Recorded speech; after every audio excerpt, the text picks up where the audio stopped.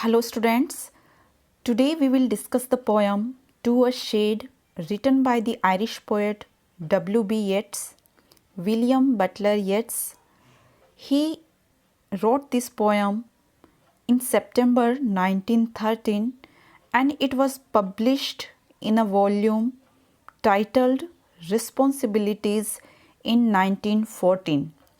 The poem is addressed to a shade, means to a spirit, and the spirit referred has been identified as the Irish nationalist leader and patriot Charles Stewart Parnell, who lived between 1846 and 1891.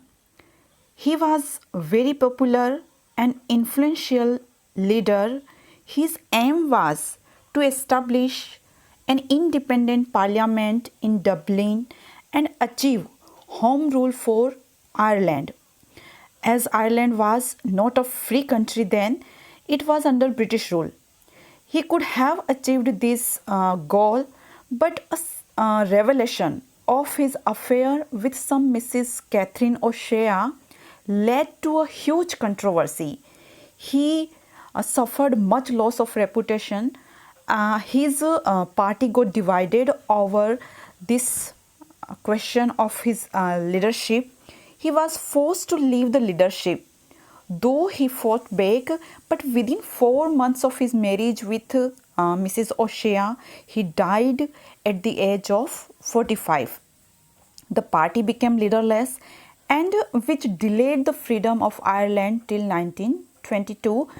This controversy and cruel treatment of such a devoted nationalist by his own countrymen just for an insignificant personal issue embittered Yeats a lot. Another incident, which was the immediate reason prompting the writing of this poem, was the same treatment of Hugh Lane. He was an art collector and dealer. Hugh Lane wanted to service his country by uplifting and elevating their mind with art and paintings. He had brought some French Impressionist paintings to exhibit in Ireland, and later he offered to give them to Dublin if a permanent bridge art gallery is built at both sides of the river Liffey's bank. But his contemporary nationalists rejected his request. They thought buying pictures and getting buildings for them was a luxury, and the need of the hour was to improve the living condition of the Irish people. At the same time, some conservative Irish people and some newspaper labeled and criticized his paintings as immoral. Offended by all these, Hugh Lane gave away 39 of his modern paintings to the National Art Gallery in London in 1913. So these controversies hurt Yeats a lot, as he too was an ardent nationalist and art lover, and he wanted to promote Irish art, literature and culture. So in a mood of bitterness, he wrote this poem addressed to the spirit of Charles Stewart Parnell as a commemoration.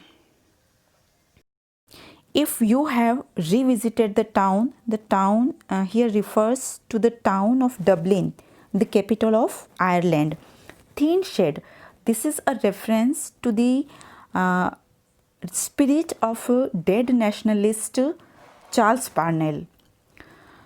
Whether to look upon your monument, I wonder if the builder has been paid, or happier thoughted when the day is spent to drink of that salt breath out of the sea, when grey gulls flit about instead of men, and the gaunt houses put on majesty.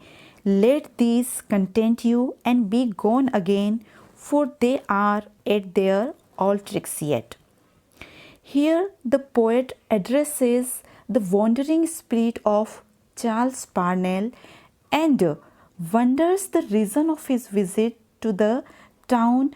He says, if you have come back to the town for any possible reason, whether it is to have a glimpse of the monument built in your memory. A monument was built to Parnell's memory at the end of O'Connell Street in the city of Dublin. In the bracket, the poet expresses the underlying irony in this act of erecting monument after the death of a patriot. He criticizes the hypocrisy of his country people who persecuted and insulted a person when he was alive, and after his death his service and his sacrifice for country is being recognized in the form of a monument. And even in their tribute, these people, these Irish people, they are not honest, as they have not paid for the monument. Thus the poet warns the spirit that whatever may be the reason of its visit, whether to have a glimpse of monument or to enjoy evening time at seashore, breathing in its fresh air, at the time when no human being can be seen, but only seabirds can be seen flying about, and when the lonely deserted houses looks magnificent in fading light. So whatever may be the reason, the spirit should be satisfied with these scenes only and go back. It should go back, as the things have not changed yet and situations are no better than they were in his lifetime. Good and serving people are still being persecuted and insulted.